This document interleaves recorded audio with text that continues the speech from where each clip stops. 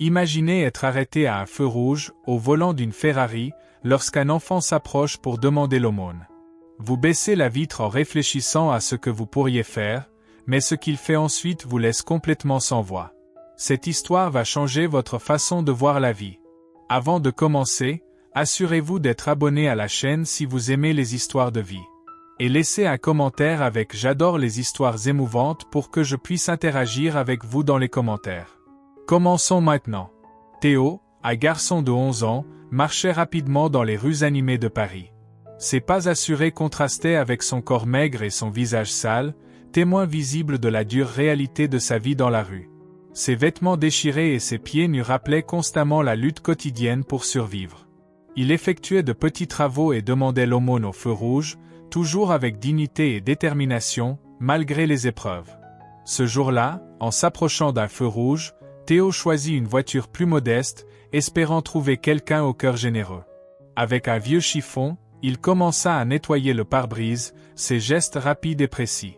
Le conducteur, un homme d'âge moyen, baissa la vitre et tendit quelques pièces au garçon. « Merci beaucoup, monsieur », dit Théo avec un sourire, essayant de cacher la faim qui le rongeait.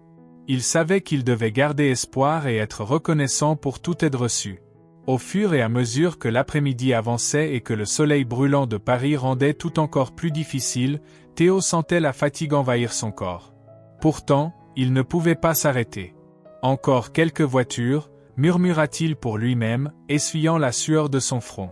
En voyant une voiture de luxe approcher, il rassembla tout son courage et décida de tenter sa chance une fois de plus, mélangeant espoir et nervosité. Lorsque Théo remarqua que les vitres de la voiture étaient fermées, il choisit de continuer son chemin. « Tu peux le faire, Théo », murmura-t-il pour s'encourager en marchant vers la voiture suivante. En chemin, il aperçut un garçon plus jeune, assis sur le trottoir, visiblement plus affamé et faible que lui.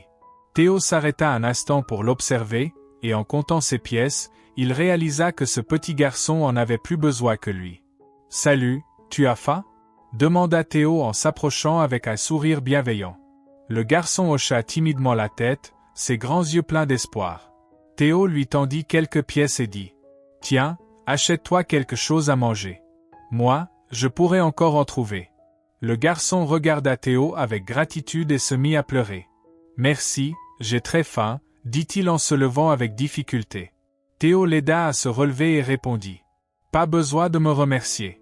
Je sais à quel point c'est dur. » Malgré sa propre faim, Théo ressentit une grande satisfaction en aidant le garçon. Il savait que la lutte quotidienne était éprouvante, mais cet acte de solidarité apportait un peu de réconfort, à la fois pour lui et pour les autres qu'il rencontrait sur son chemin. En observant autour de lui, Théo remarqua d'autres enfants dans des situations similaires, certaines encore plus difficiles. Cela lui donna une dose supplémentaire de courage, car il savait qu'il n'était pas seul dans cette bataille. « Je vais y arriver », murmura-t-il pour se donner du courage, tentant de garder sa détermination intacte. Arrivant à un autre feu rouge, il remarqua un groupe de personnes attendant pour traverser la rue. Avec un sourire courageux, Théo s'approcha d'une dame portant de lourds bagages. « Puis-je vous aider avec vos sacs ?» demanda-t-il, espérant recevoir un pourboire. La dame, surprise, le regarda et répondit « Tu es si jeune pour travailler comme ça. » Théo, avec un sourire, répondit « Je dois travailler, madame. Je pense que c'est bon pour moi. » Toujours prêt à aider, que ce soit en portant des bagages, en nettoyant des voitures ou en faisant tout autre petit travail, Théo cherchait à gagner un peu d'argent pour acheter de quoi manger. La dame, touchée par sa volonté, lui tendit un sac et quelques pièces. « Merci beaucoup, » dit-elle, tandis que Théo ressentait un bref soulagement. Chaque petite aide compte, pensa-t-il en rangeant les pièces. La détermination de Théo ne faisait qu'augmenter, car il savait que, malgré les difficultés, il y avait toujours une chance de trouver de la bonté chez les gens et de continuer à avancer. À la fin de la journée, Théo s'assit dans un coin tranquille et compta les pièces qu'il avait récoltées. « Est-ce que ça suffira pour un repas ?» se demanda-t-il, mais il réalisa vite qu'il lui en manquait encore un peu. Son estomac gargouillait de faim, et il savait qu'il devait essayer encore une fois avant d'abandonner. Déterminé, il se dirigea vers un autre feu rouge. Encore quelques pièces, pensa-t-il en s'approchant d'une voiture, plein d'espoir. Avec courage, il demanda au conducteur s'il pouvait nettoyer le pare-brise, espérant que ses efforts seraient récompensés. Cependant, le conducteur, impoli, cria « Dégage, gamin! Tu vas salir ma voiture !» Théo, effrayé, s'éloigna et chercha un endroit pour se reposer. Il trouva un petit coin dans la place, d'où il pouvait voir les lumières de la ville et les passants. Malgré la fatigue et la faim, il s'efforçait de garder l'espoir vivant. Demain sera un nouveau jour, se dit-il. Théo savait que la vie dans la rue était difficile, mais il ne perdit jamais foi en la bonté des gens et en la possibilité d'un avenir meilleur. Face aux défis, sa détermination restait intacte, et il croyait qu'avec de la persévérance, des jours meilleurs viendraient. Hugo, un homme d'âge moyen aux traits marqués et à la présence imposante, marchait dans les rues animées de Paris en direction d'un rendez-vous important. Parfaitement vêtu d'un costume reflétant son succès dans le monde des affaires, il attirait l'admiration des passants tout en avançant avec détermination. En entrant dans l'élégant immeuble de bureau, Hugo était accueilli avec respect et admiration par ses employés. Assis à son bureau, entouré de contrats et de documents cruciaux, il réfléchissait au chemin ardu qui l'avait conduit jusqu'ici. L'entreprise est dans une excellente dynamique, pensa-t-il, fier des accomplissements réalisés. Malgré ce succès matériel, une certaine inquiétude persistait en Hugo. Il regarda une vieille photo de ses parents posée sur son bureau, et une vague de nostalgie et de réflexion l'envahit. Des souvenirs de son enfance modeste lui revinrent en mémoire, où chaque réussite était le fruit de beaucoup d'efforts et de sacrifices. « J'ai surmonté tant d'épreuves, pensa-t-il, mais un sentiment de vide demeurait. Feuilletant les papiers, il se demandait ce que ses parents diraient s'ils pouvaient voir l'homme qu'il était devenu. Hugo savait qu'en dépit de tout le prestige et du succès financier, il restait une quête constante d'une signification plus profonde et plus essentielle dans sa vie. Hugo Benitez, un homme mûr à la présence marquante et au succès évident dans les affaires, arpentait les rues animées de Paris en réfléchissant à ce qui donnait réellement un sens à sa vie. Malgré son statut et ses accomplissements, une sensation de vide persistait. « Est-ce qu'il me manque quelque chose au-delà de l'argent ?» se demanda-t-il, tout en naviguant entre les réunions et les négociations qui occupaient ses journées. Respecté non seulement pour son succès professionnel, mais aussi pour son éthique et son intégrité, Hugo se sentait de plus en plus inquiet. Le monde des affaires est important, mais qu'est-ce qui compte vraiment à la fin de la journée, s'interrogea-t-il, en regardant la ville agitée à travers la fenêtre de son bureau. Il ressentait un besoin urgent de trouver un but plus grand, au-delà des chiffres et des contrats qui dominaient son quotidien. À la fin d'une longue discussion avec ses collaborateurs, un événement caritatif fut mentionné. Hugo, qui d'ordinaire se concentrait uniquement sur les aspects pragmatiques de l'entreprise, y vit une opportunité de faire quelque chose de significatif. Peut-être qu'aider les autres est ce que je recherche, réfléchit-il, se souvenant de ses propres luttes durant son enfance et de la façon dont il avait surmonté les défis avec détermination. En conduisant dans les rues de Paris, observant la diversité des vies qui l'entouraient, Hugo remarqua des personnes affrontant des difficultés similaires à celles qu'il avait connues dans sa jeunesse. Cette empathie le poussa à réfléchir à la manière dont il pourrait contribuer à un monde plus juste et solidaire. Il est temps de trouver cette pièce manquante, pensa-t-il, déterminé à rechercher un nouveau but qui apporterait non seulement un succès personnel, mais aussi un impact positif sur la communauté qui l'entourait. En s'arrêtant au feu rouge, Hugo Benitez aperçut un garçon s'approcher, un chiffon sale à la main. Les yeux déterminés de l'enfant contrastaient avec sa voix tremblante lorsqu'il demanda avec précaution. « S'il vous plaît, monsieur, ne me faites pas de mal. Hier, un homme a été méchant avec moi parce que j'ai essayé de nettoyer sa voiture neuve. » Surpris par l'honnêteté de l'approche, Hugo baissa la fenêtre de sa voiture et répondit calmement. « Ne t'inquiète pas, je ne te ferai pas de mal. Que veux-tu, mon garçon ?» Théo, soulagé, expliqua humblement. « Je veux juste nettoyer votre voiture, monsieur. J'ai besoin de gagner un peu d'argent pour manger. » Impressionné par la détermination de l'enfant, Hugo hocha la tête pour lui donner son accord. Pendant que Théo commençait à nettoyer le pare-brise avec des mouvements rapides et précis, Hugo l'observait attentivement. « Tu es doué pour ça », complimenta Hugo, admirant l'habileté et la dévotion rares pour quelqu'un d'aussi jeune. Cette interaction brève, mais significative, fit réfléchir Hugo sur son propre parcours et ses priorités dans la vie. Peut-être qu'aider quelqu'un comme Théo pouvait être le but qu'il cherchait pour combler le vide qu'il ressentait dans son cœur. En traversant la rue animée de Paris, Hugo Benitez remarqua un garçon qui s'approchait, tenant un chiffon usé. Les yeux déterminés du garçon contrastaient à nouveau avec sa voix tremblante lorsqu'il demanda prudemment. « S'il vous plaît, monsieur, ne me faites pas de mal. Hier, un homme a été méchant avec moi parce que j'ai essayé de nettoyer sa voiture neuve. » La sincérité des mots de Théo toucha profondément Hugo. Cet enfant mérite bien plus qu'une simple chance de survivre, pensa-t-il, impressionné par le courage et l'honnêteté du garçon. Lorsque Théo eut terminé de nettoyer la voiture, Hugo, ému, lui tendit une somme d'argent. « Voici pour ton travail acharné, » dit-il gentiment. Mais Théo, avec humilité, hésita en voyant la somme généreuse. « Monsieur, je veux juste gagner de quoi manger aujourd'hui. Je ne veux pas de charité, je veux travailler et payer ma nourriture, » répondit-il fermement, reflétant ses principes. Hugo resta un instant sans voix, touché par l'intégrité et la détermination du garçon. Il ne cherche pas seulement une aide financière. Il veut de la dignité et une chance équitable, pensa Hugo, ressentant une connexion spéciale avec Théo. « Quel est ton nom » demanda Hugo, essayant d'engager une conversation plus personnelle. Surpris par cet intérêt sincère, Théo répondit avec hésitation. « Je m'appelle Théo, monsieur. » Déterminé à faire plus pour Théo, Hugo proposa. « Tu as faim, n'est-ce pas? Allons manger dans ce café là-bas, et après, ma voiture aura bien besoin d'un autre nettoyage, » dit-il en désignant un petit café à proximité. Reconnaissant et surpris par cette offre, Théo accepta l'invitation. Alors qu'ils marchaient ensemble vers le café, Hugo commença à comprendre que cette interaction n'était pas un simple moment anodin, mais plutôt une opportunité de faire une différence positive dans la vie de quelqu'un qui avait besoin d'un véritable soutien et d'encouragement. En écoutant les paroles sincères de Théo, Hugo sourit, satisfait.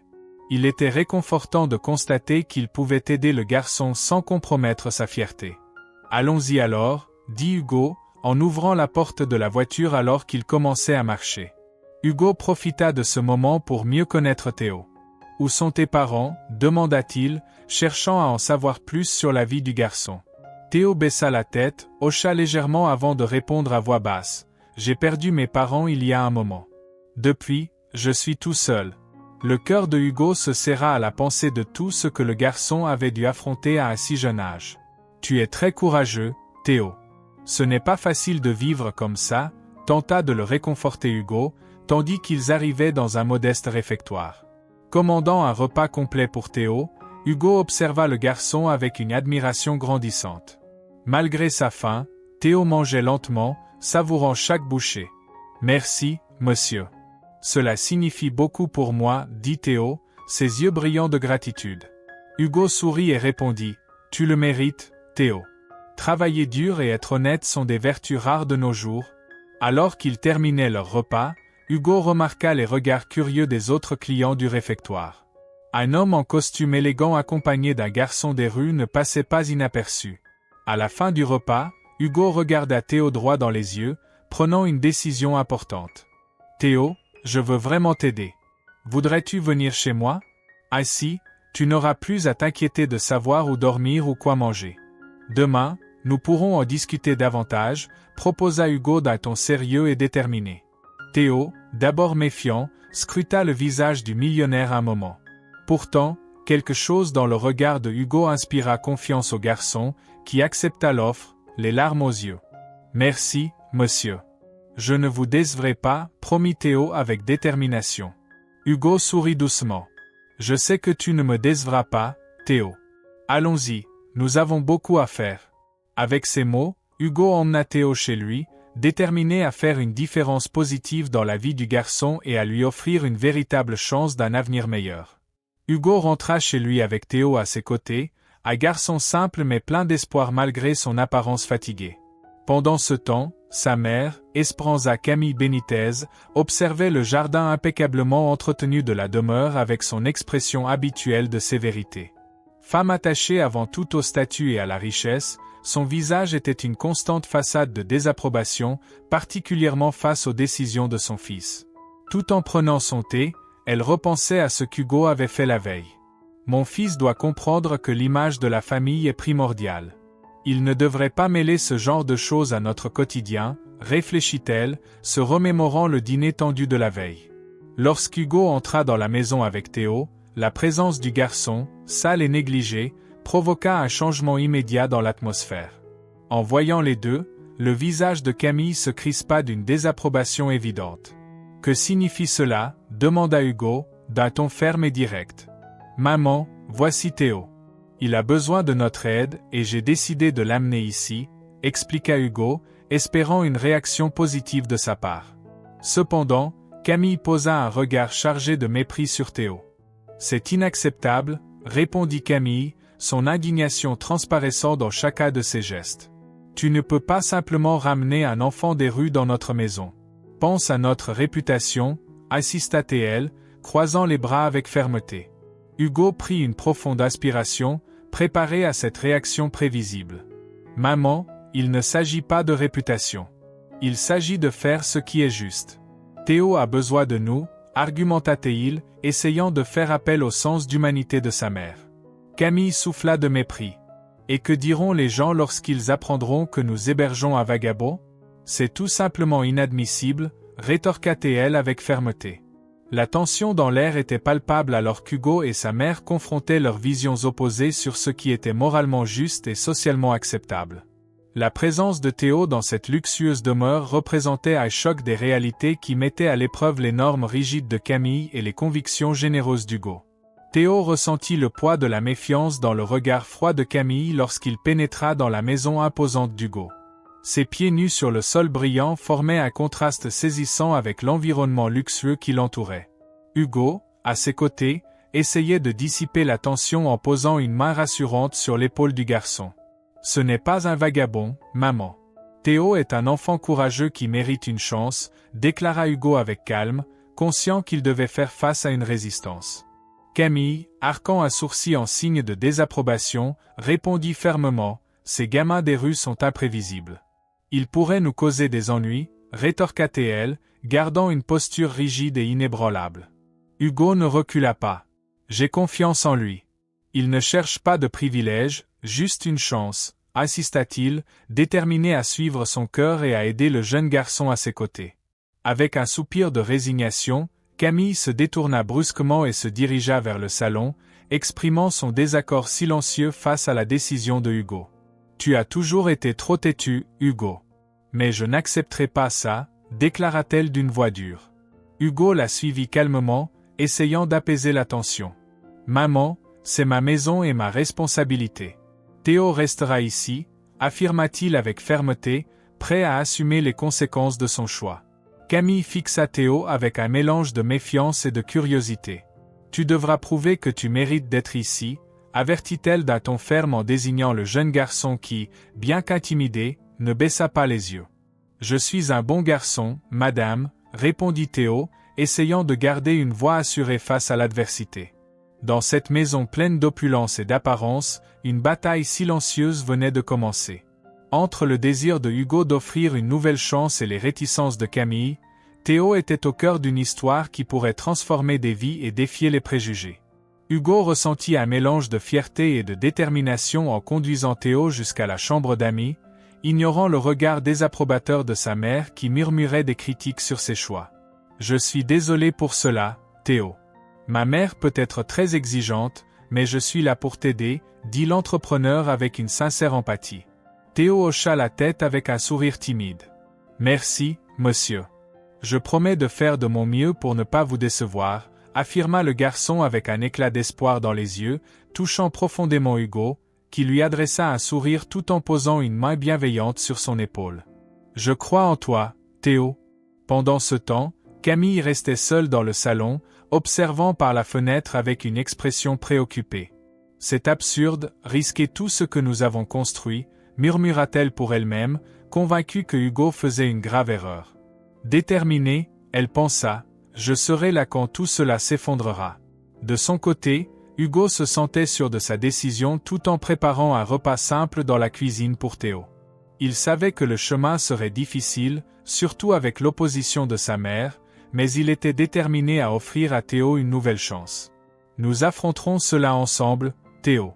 Nous montrerons que le bien peut encore triompher, murmura-t-il pour lui-même, ressentant une joie sincère qu'il n'avait pas éprouvée depuis longtemps.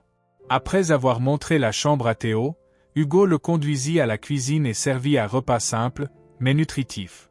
Théo, d'abord hésitant, commença à manger avec voracité, reflétant la faim qu'il avait ressentie, donnant à peine l'impression d'avoir quitté la cantine. Hugo observa en silence, son cœur serré par le besoin de Théo et son désir de lui offrir une nouvelle espérance. Hugo remarqua le regard affamé dans les yeux de Théo alors qu'il servait plus de nourriture. Le garçon acquiesça avec gratitude, absorbé par le soulagement de satisfaire sa faim. Après le dîner, Hugo conduisit Théo dans une chambre d'amis confortable. Il prit dans l'armoire quelques vêtements propres, souvenir des précédentes visites de son neveu. « Essaie ces vêtements, Théo. Je vais préparer un bain pour toi, » dit Hugo en désignant la salle de bain. Théo, encore prudent, prit les vêtements et exprima sa gratitude. « Merci, monsieur. Je n'ai jamais porté des vêtements aussi beaux, » dit-il sincèrement, tandis qu'Hugo ressentait un mélange d'empathie et de détermination en regardant le garçon. Pendant que Théo prenait son bain, Hugo prépara une trousse de premiers secours pour traiter les coupures et les ecchymoses visibles sur les bras et les jambes du garçon, des marques claires d'une vie difficile dans les rues. « On va s'occuper de ça, » murmura Hugo pour lui-même, tandis que Théo sortait du bain, propre et vêtu de ses nouveaux vêtements. Avec soin, Hugo commença à nettoyer et traiter les blessures de Théo. « Ça va un peu faire mal, mais ça va aider à guérir, » expliqua Hugo, attentif aux réactions du garçon. Camille entra dans la pièce, le visage tordu par la désapprobation en voyant Hugo prendre soin de Théo. « Que se passe-t-il, Hugo » demanda-t-elle, sa voix empreinte de scepticisme. Hugo garda son calme, concentré sur les soins du garçon. « Je m'occupe de lui, maman. »« Théo est blessé » répondit-il fermement, remarquant l'indignation de Camille. « Ce n'est pas un mendiant, c'est juste un enfant. Je ne vais pas te permettre de le traiter comme tel, » affirma-t-il, soutenant son regard ferme vers sa mère. Camille croisa les bras, le visage durci face à la détermination de Hugo. Après le départ de sa mère, visiblement contrarié, Hugo continua à prendre soin de Théo avec un sentiment renouvelé de but. Le lendemain matin, il trouva Théo dans la cuisine, où le garçon examinait attentivement un journal, essayant de déchiffrer les mots qu'il contenait. En voyant la difficulté de Théo, Hugo sourit avec compréhension et demanda « Tu essaies de lire les nouvelles ?» Théo baissa le journal avec un regard timide et admit « Je ne sais pas lire, monsieur. » Son ton était un mélange de honte et de désir d'apprendre. Touché par la détermination du garçon, Hugo posa doucement la main sur son épaule. « Ne t'inquiète pas, Théo. On va commencer à apprendre dès aujourd'hui, » lui dit-il avec un sourire encourageant. Déterminé à aider, Hugo apporta un cahier et un stylo. Ils s'assirent ensemble à la table de la cuisine, tandis qu'il expliquait patiemment les lettres de l'alphabet. Théo absorbait chaque enseignement avec des yeux brillants d'intérêt et de concentration. « ABC » répétait Théo, s'efforçant de mémoriser les lettres. À ce moment-là, Camille entra dans la cuisine et observe la scène avec une expression de scepticisme. « Hugo, tu penses vraiment qu'il va apprendre ? » « Apprendre à lire à un garçon des rues n'est pas si simple, » dit-elle en croisant les bras, pleine de méfiance. Hugo resta calme et répondit fermement, sans détourner les yeux de Théo. « Maman, tout le monde mérite une chance. Théo est intelligent et déterminé. On va lui donner cette chance, » affirma-t-il, encourageant Théo à continuer d'apprendre tout en affrontant ensemble le défi de maîtriser la lecture. Après que Camille quitta la pièce avec une expression de doute, Hugo se tourna vers Théo, qui était concentré à écrire ses premiers mots. « Bien joué, Théo. Essayons de former une phrase maintenant, » encouragea Hugo, en désignant le cahier ouvert devant eux. Théo hésita un moment, mais écrivit avec soin. « Mon nom est Théo. » Un sourire de satisfaction illumina le visage de Hugo. « Tu as fait un excellent travail aujourd'hui, » le félicita-t-il, se sentant fier des progrès du garçon.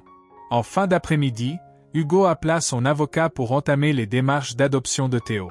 Il savait que ses ressources financières seraient un atout dans ce processus, et l'équipe juridique ne tarda pas à commencer les procédures légales nécessaires.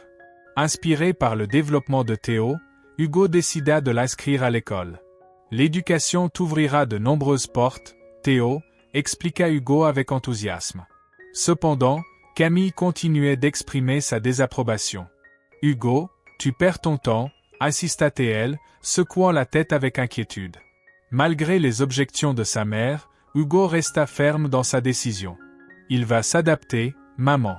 Théo a du potentiel et je crois en lui, affirma-t-il, déterminé à offrir au garçon toutes les opportunités qu'il méritait. Le matin suivant, Hugo et Théo arrivèrent à l'école, pleins de nervosité et d'attente. Hugo expliqua au garçon ce à quoi s'attendre, essayant de lui transmettre de la confiance. Théo prit une grande inspiration et acquiesça, prêt à saisir cette nouvelle chance. En entrant dans l'école, ils furent accueillis par la secrétaire, qui les dirigea vers le bureau de la directrice. La directrice, une femme d'âge moyen au regard attentif, les observa avec curiosité. « Bonjour, en quoi puis-je vous aider ?» demanda-t-elle, adoptant une posture professionnelle. Hugo, toujours courtois, sourit en se dirigeant vers la directrice de l'école. « Bonjour. Voici Théo, et nous aimerions l'inscrire ici, » annonça-t-il fermement, présentant le garçon qui observait tout avec des yeux curieux. La directrice haussa les sourcils en analysant Théo de haut en bas, clairement sceptique. Théo n'a pas eu accès à une éducation formelle, mais il est intelligent et désireux d'apprendre, expliqua Hugo avec confiance, transmettant son soutien au garçon. Il vient d'une situation difficile dans les rues avant que je prenne sa garde temporaire. Maintenant, il a la chance d'aller à l'école, et je suis sûr qu'avec de la détermination et un soutien approprié, il s'intégrera rapidement aux autres élèves. La directrice garda sa posture, un regard supérieur dans les yeux. Nous n'acceptons pas d'élèves sans un dossier scolaire adéquat, déclara-t-elle, fermement ancrée dans les procédures de l'école. Hugo prit une profonde inspiration, restant calme. Je comprends les procédures de l'école, mais tout le monde mérite une chance d'éducation. Théo mérite cette opportunité autant que n'importe quel autre enfant, affirma-t-il avec conviction, tentant d'ouvrir la voie pour Théo à l'école. La directrice croisa les bras, réfléchissant. Ici, nous suivons nos normes strictes. Nous ne pouvons pas faire d'exception et accepter n'importe quel élève, répondit-elle, avec une touche d'hésitation tandis que Théo observait Hugo, cherchant du soutien et de la confiance. Ce texte cherche à maintenir l'essence de la situation originale, mais avec une approche dynamique et une présentation renouvelée pour améliorer la compréhension et l'engagement du lecteur. Hugo réconforta l'enfant d'une caresse douce sur l'épaule et se tourna vers la directrice avec détermination. Je suis ici pour m'assurer que Théo reçoive l'éducation qu'il mérite. Il a un potentiel incroyable qui n'a pas encore été entièrement exploré, souligna-t-il, remarquant que ses paroles commençaient à résonner dans l'esprit de la directrice. La directrice, encore hésitante, suggéra « Nous pouvons faire une évaluation initiale pour mieux comprendre son poids de départ. » Hugo remercia d'un sourire sincère. « Je vous remercie de votre considération. Je suis convaincu que Théo montrera sa valeur. Et il est essentiel qu'il reçoive le même soutien et la même attention que tous les autres élèves, affirma-t-il, préoccupé par l'hésitation de la directrice, mais déterminé à garantir ce qu'il y a de mieux pour Théo. Après une évaluation initiale qui confirma le potentiel de Théo, le directeur montra encore des signes d'incertitude. « Je ne suis pas sûr qu'il s'adaptera », commenta-t-il, tout en remplissant les formulaires d'inscription. Percevant le doute dans l'air, Hugo répondit avec confiance, « L'adaptation est un processus qui prend du temps. Avec le soutien approprié, Théo surmontera n'importe quel défi. Il est résilient et prêt à faire des efforts. » Enfin, le directeur signa les documents avec une expression résignée. « D'accord, donnons-lui une chance, » dit-elle en remettant les papiers à Hugo. « Mais nous garderons un œil ouvert pour d'éventuels problèmes et nous pourrons reconsidérer l'inscription si nécessaire. » Hugo acquiesça avec un léger sourire, comprenant l'importance de l'avertissement reçu. Après être sorti du bureau du directeur, il s'approcha de Théo avec un geste d'encouragement. « Tu as réussi, » dit-il doucement. « C'est le moment de montrer au monde ce dont tu es capable. Ne laisse jamais personne te dire que tu n'as pas ta place, ou essayer de diminuer ta valeur, » conseilla Hugo, voyant la lueur de gratitude dans les yeux du garçon. Théo répondit sincèrement, « Merci, monsieur. Je promets que je n'oublierai pas. » Hugo ressentit un mélange de fierté et d'espoir. Je sais que tu ne l'oublieras pas, dit-il, déterminé. Commençons ce voyage ensemble. Tandis qu'ils parcouraient les couloirs de l'école, Hugo réfléchissait au progrès qu'ils avaient fait en si peu de temps. Ce n'est que le début. Plein d'opportunités, pensa-t-il intérieurement, renouvelant son engagement. Plus tard, Hugo emmena Théo au centre commercial de la ville pour choisir des vêtements neufs pour l'école. Théo était enthousiaste, bien qu'un peu nerveux. « Je n'ai jamais eu de vêtements neufs, monsieur, à l'exception de ceux que vous m'avez donnés quand je suis venu vivre chez vous, » confia-t-il, ses yeux brillants en observant les vitrines. Hugo avait aidé Théo à constituer une garde-robe ces derniers temps, mais il ne l'avait jamais emmené choisir ses propres vêtements. Aujourd'hui, en voyant l'animation dans les yeux du garçon lorsqu'ils entrèrent dans le magasin, le millionnaire sourit, heureux de lui offrir cette expérience. « C'est ta journée, Théo. Choisis ce que tu veux, » encouragea Hugo, tentant de transmettre de la confiance tout en jetant un œil à son téléphone qui commençait à sonner. « Va essayer quelques vêtements, Théo. Je dois répondre à cet appel important et je reviens tout de suite, » dit Hugo en pointant les rayons. Théo acquiesça, un peu nerveux, mais déterminé à suivre les instructions d'Hugo. Il commença à examiner les chemises et les pantalons exposés, ne sachant pas vraiment comment fonctionnaient les cabines d'essayage, n'ayant jamais été dans un magasin de ce genre. Une vendeuse s'approcha avec un regard sévère. « Que faites-vous ici » demanda-t-elle froidement en remarquant que Théo semblait perdu. Théo, surpris par son approche rude, répondit timidement « Je choisis des vêtements à acheter. Je ne sais pas comment utiliser le caban d'essayage. » La vendeuse souffla, visiblement irritée. « Vous ne savez pas ce qu'est une cabine d'essayage ? Vous n'êtes pas à votre place ici. Sortez avant que j'appelle la sécurité, » ordonna-t-elle, poussant Théo vers la sortie. Théo essaya d'expliquer que son tuteur était là et lui avait dit de choisir des vêtements, mais la vendeuse refusa d'écouter. « S'il vous plaît, mon tuteur est occupé en ce moment. Il m'a demandé de choisir des vêtements, » insista Théo, sans succès. La vendeuse resta inflexible, « Peu importe. Vous ne pouvez pas rester ici. » Hugo, terminant son appel, aperçut la scène de l'extérieur du magasin et se précipita à l'intérieur avec une expression inquiète et déterminée. « Que se passe-t-il ici » demanda-t-il, alternant son regard entre la vendeuse et Théo. La vendeuse, surprise de voir Hugo, tenta de se justifier, il touchait aux vêtements sans permission. Il semble qu'il ne comprenne pas comment cela fonctionne ici. Il est certain qu'il n'a pas les moyens d'acheter quoi que ce soit. Hugo regarda Théo, dont l'expression trahissait la confusion et le découragement. Il prit une profonde aspiration avant de répondre à la vendeuse calmement, mais fermement, « C'est mon fils. Je l'ai amené ici pour qu'il choisisse ses propres vêtements. Il est le bienvenu partout où je suis. » La vendeuse, réalisant son erreur, baissa les yeux, sans dire un mot de plus. Hugo étreignit Théo avec tendresse, renforçant son soutien. « Nous allons trouver les vêtements parfaits pour toi, » dit-il avec un sourire chaleureux.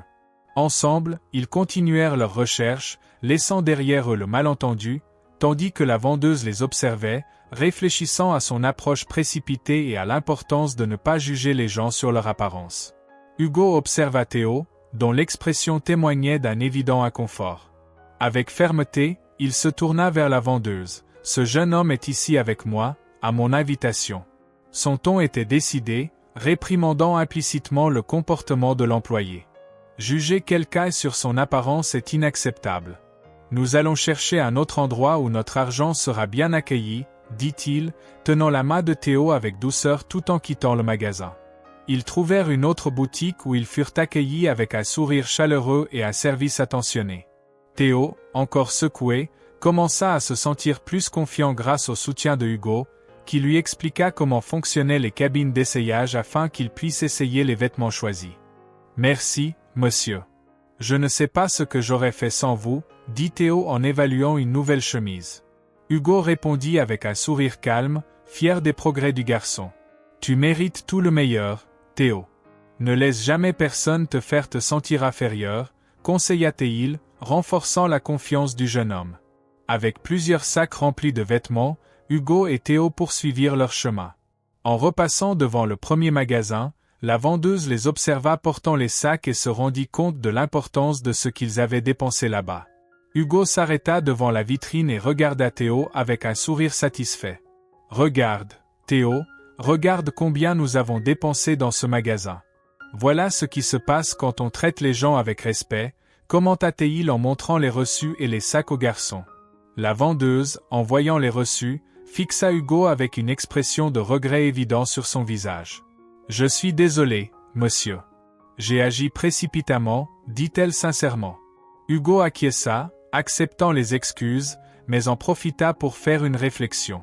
Il est important de se souvenir que tout le monde mérite d'être traité avec respect, peu importe les premières impressions, affirma-t-il, guidant Théo hors du magasin.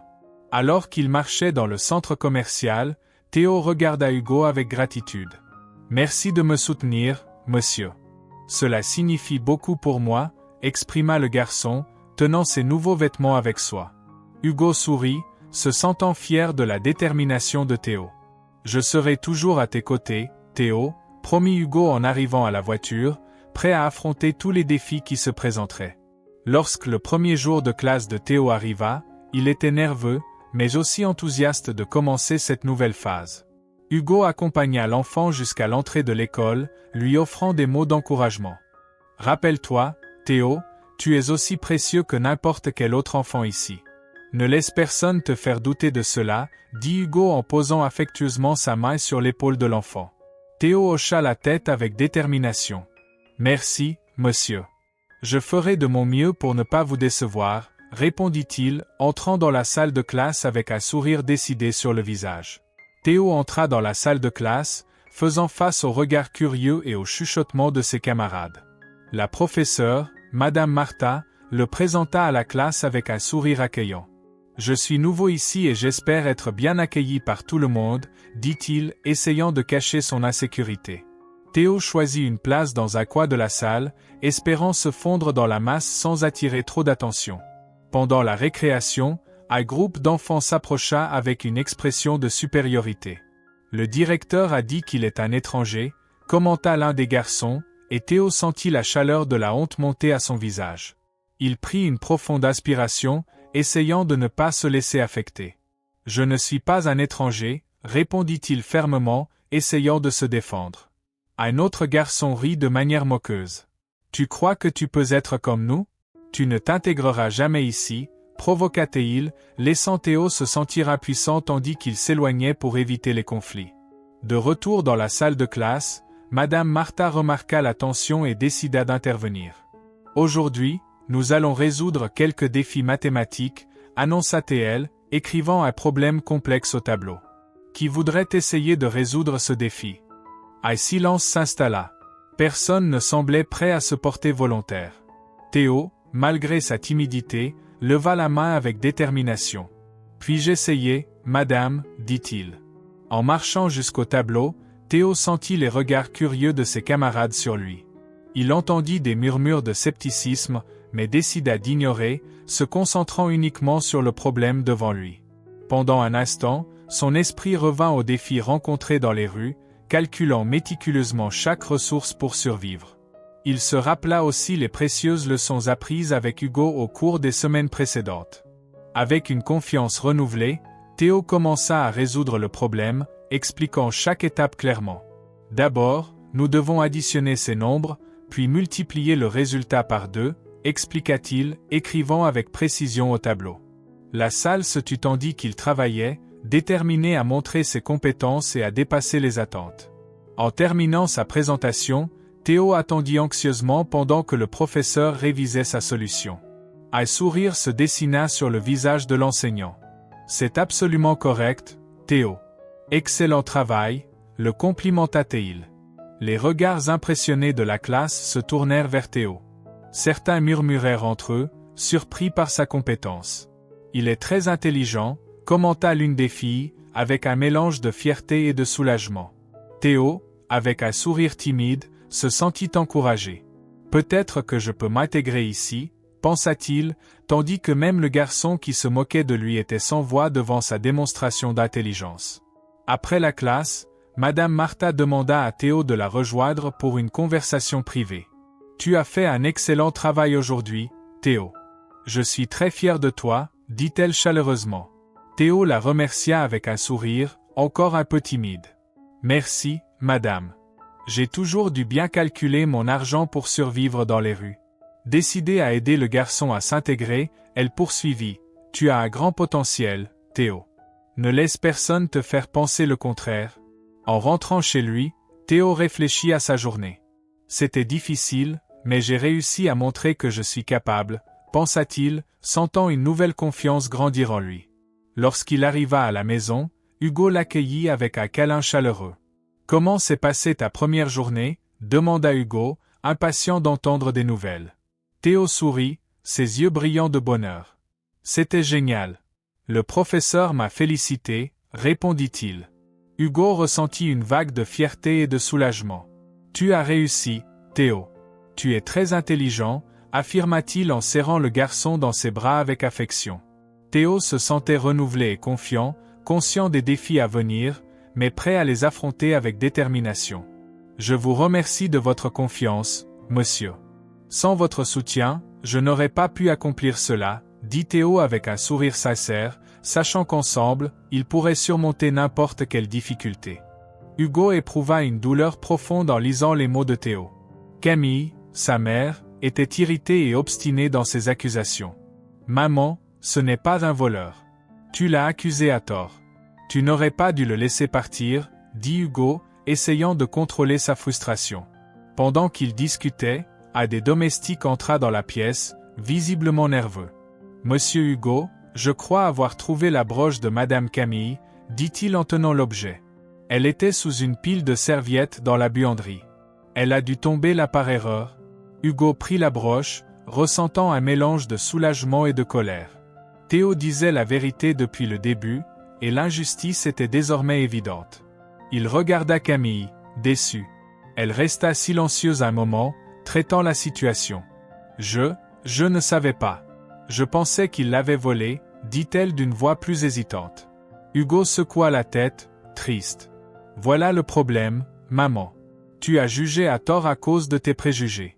Théo est un bon garçon, et maintenant il est perdu à cause de toi. » L'urgence de retrouver Théo grandissait en Hugo.